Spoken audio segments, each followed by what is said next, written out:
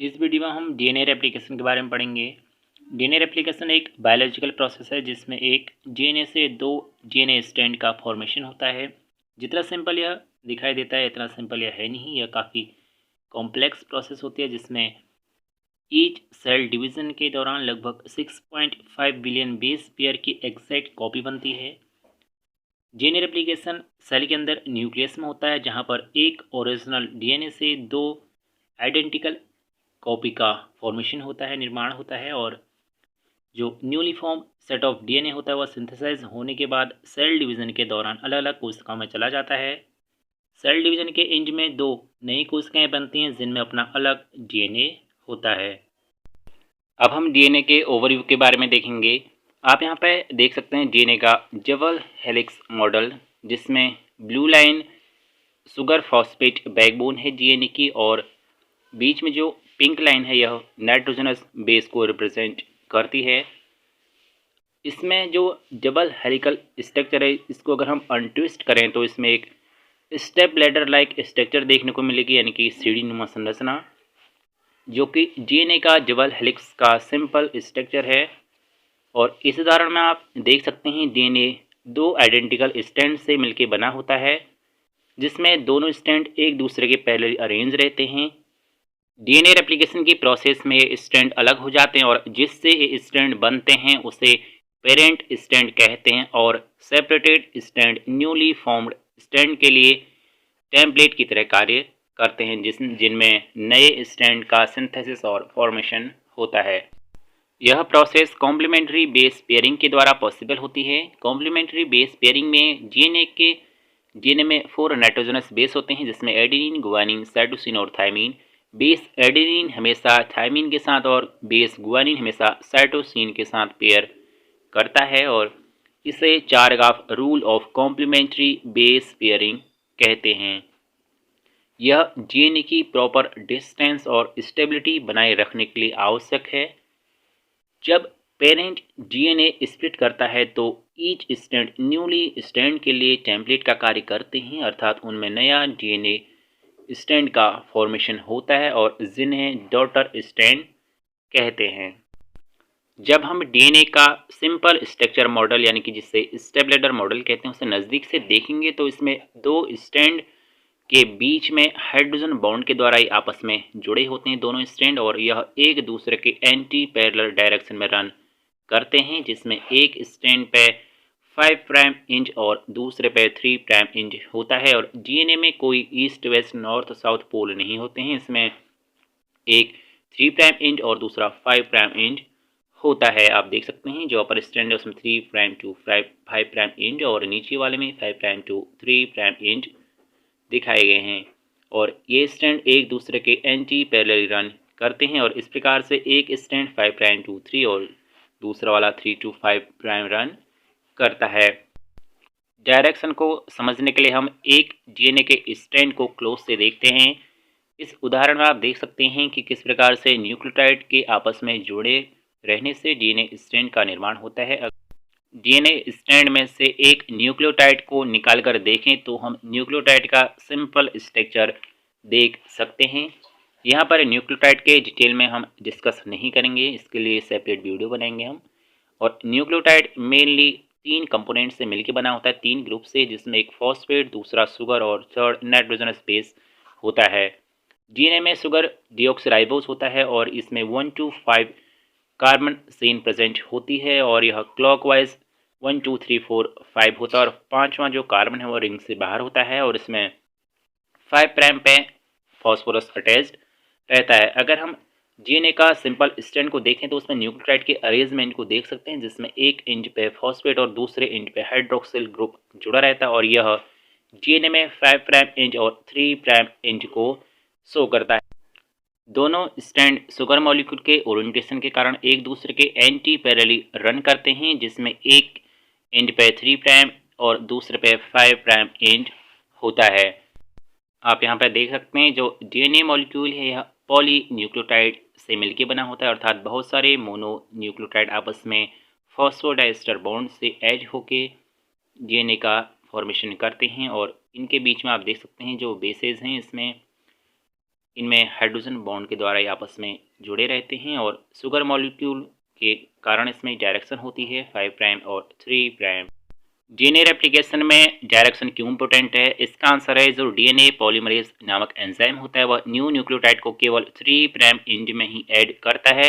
इसका मतलब है कि जो डीएनए रेप्लिकेशन वह हमेशा 5 prime end to 3 prime end में होता है। अब हम एंजाइम्स के बारे में पढ़ेंगे जो इस कॉम्प्लेक्स डीएनए रेप्लिकेशन की प्रोसेस को पॉसिबल बनाते हैं। आप यहाँ पे एक टेबल देख सकते हैं जिसमें नेम, सिंबल और फंक्शन के बारे में बताया गया है जो डीएनए रेप्लिकेशन की प्रोसेस में इन्वॉल्व होते हैं। तो यहाँ पर नेम ऑफ एंजाइम, यहाँ पर सिंबल किस प्रकार से उसे शो किया गया है समझने के लिए, और थर्ड इसका फंक्शन है। तो पहला एंजाइम है हेलिकेज जो कि इस सिंबल द्वारा दिखाया गया है। हेलिकेज का मेन फंक्शन है यह डीएनए डबल हेलिक्स को अनजिप करता है और यह बेस पेयर के बीच हाइड्रोजन बॉन्ड को तोड़ता है जिससे डीएनए स्ट्रैंड सेपरेट हो जाते हैं और रेप्लिकेशन फॉर्क बनता है और जिससे दूसरे एंजाइम ऐड होते हैं और डीएनए रेप्लिकेशन की प्रोसेस में इन्वॉल्व होते हैं। तो इसका फंक्शन है open the double helix of the DNA.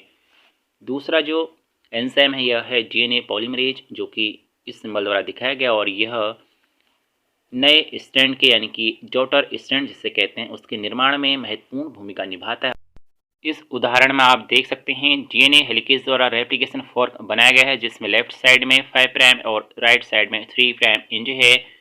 DNA polymerase parent strand को टेम्पलेट की तरह यूज करके न्यूक्लियोटाइड को ऐड करता है और नए डीएनए स्ट्रैंड का निर्माण करता है। डीएनए पॉलीमरेज न्यू स्ट्रैंड को इनिशिएट नहीं करता। इस कार्य को करने के लिए दूसरे एंजाइम की आवश्यकता होती है।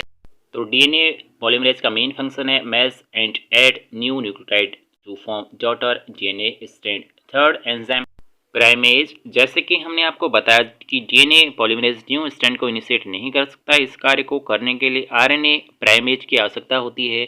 आरएनए प्राइमेज आरएनए के शॉर्ट सेगमेंट को सिंथेसाइज करता है जिन्हें प्राइमर कहते हैं और प्राइमर डीएनए पॉलीमरेज के लिए गाइड का कार्य करते हैं जो फर्दर डीएनए स्ट्रैंड सिंथेसिस के लिए आवश्यक होते हैं। बाद में यह RNA primer new DNA segment के द्वारा रिप्लेस किए जाते हैं। और नेक्स्ट एंजाइम है डीएनए लाइगेज। आप देख सकते हैं जो कि इस सिंबल द्वारा दिखाया गया है। डीएनए लाइगेज डीएनए के लैगिंग स्ट्रैंड से बने हुए छोटे छोटे सेगमेंट्स जिन्हें ओकाज़ाकी सेगमेंट कहते हैं उनको ज्वाइन करता है और इसके बारे में हम आगे पढ़ेंगे। लास्ट फाइनल एंजाइम है टोपोआइसोमरेज जो कि इस सिंबल द्वारा दिखाया गया है। डीएनए डबल हेलिक्स स्ट्रक्चर है जो कि डीएनए के 2 स्ट्रैंड द्वारा बना होता है और दोनों स्ट्रैंड एक दूसरे के साथ ट्विस्टेड रहते हैं। जब एंजाइम हेलिकेज डीएनए स्ट्रैंड को ओपन करता है तो डीएनए में स्ट्रेच आ जाता है और डीएनए की सुपर कॉइलिंग हो जाती है। यह प्रॉब्लम एंजाइम टोपोआइसोमरेज के द्वारा सॉल्व की जाती है जो कि डीएनए फ्रेगमेंट को कट करके रीसील कर देता है। अब हम डीएनए रेप्लिकेशन को एनिमेशन से समझेंगे। आप यहाँ देख सकते हैं जो डीएनए का डबल हेलिक्स स्ट्रक्चर दिखाया गया है और इसमें 2 स्ट्रैंड होते हैं। जब इसका सिंपल स्ट्रक्चर देखेंगे स्टेप लैडर स्ट्रक्चर तो सीढ़ी नुमा संरचना तो इस प्रकार की वह दिखाई देती है जिसमें adenine, guanine, cytosine, thymine, nitrogenous base होते हैं जो बीच में हाइड्रोजन बॉन्ड के द्वारा जुड़े होते हैं और इसमें साइड में शुगर और फॉस्फेट की बैकबोन होती है और बीच में नाइट्रोजनस बेस होते हैं। इसमें जो डीएनए के स्ट्रैंड होते हैं वह उनमें 5 प्राइम और 3 प्राइम एंड होता है और डीएनए रेप्लिकेशन हमेशा 5 to 3 डायरेक्शन में सिंथेसिस होती है, 5 प्राइम to 3 प्राइम डायरेक्शन में। डीएनए स्ट्रैंड को ओपन करने वाला एंजाइम हेलिकेज है। जहाँ पे यह ओपन करता है वहाँ पे रेप्लिकेशन फोर्क बनता है और दोनों स्ट्रैंड को स्टेबल करने वाला यहाँ पे एक एंजाइम होता है जिसे एसएसबी या सिंगल स्ट्रैंडेड बाइंडिंग प्रोटीन कहते हैं जो दोनों डबल हेलिक्स को स्टेबल करता है। और अगला जो एंजाइम है यह है प्राइमेज जो आरएनए बेसिस को ऐड करके छोटा सा सेगमेंट बनाता है जिसे प्राइमर कहते हैं और यहाँ पे आके डीएनए पॉलीमरेज नामक एंजाइम न्यूक्लियोटाइड को ऐड करता है और पॉलीमराइजेशन की प्रोसेस स्टार्ट होती है जिसके बाद बहुत सारे न्यूक्लियोटाइड ऐड होके डीएनए पॉलीमरेज उनको सिंथेसिस करता है और एक कंटिन्यूअस सिंथेसिस होती है डीएनए की, और इस स्टैंड को लीडिंग स्टैंड कहते हैं क्योंकि यहाँ पर डीएनए की कंटिन्यूअस सिंथेसिस होती है। आप यहाँ देख सकते हैं, और यह stand 5 prime to 3 prime direction में होता है, और डीएनए पॉलीमरेज हमेशा डीएनए का synthesis 5 prime to 3 prime direction में करता है। अपोजिट इसका जो स्टैंड होता है उसे लैगिंग स्टैंड कहते हैं, और यहाँ पर डीएनए का सिंथेसिस डिसकंटिन्यूअस मैनर में होता है, छोटे छोटे फ्रैगमेंट के रूप में। यहाँ पर प्राइमर जगह जगह पर ऐड होता है और सेगमेंट के रूप में यहाँ पर सिंथेसिस होता है डीएनए का। इस स्टैंड को लैगिंग स्टैंड कहते हैं, और छोटे छोटे फ्रैगमेंट को ओकाज़ाकी फ्रैगमेंट कहा जाता है।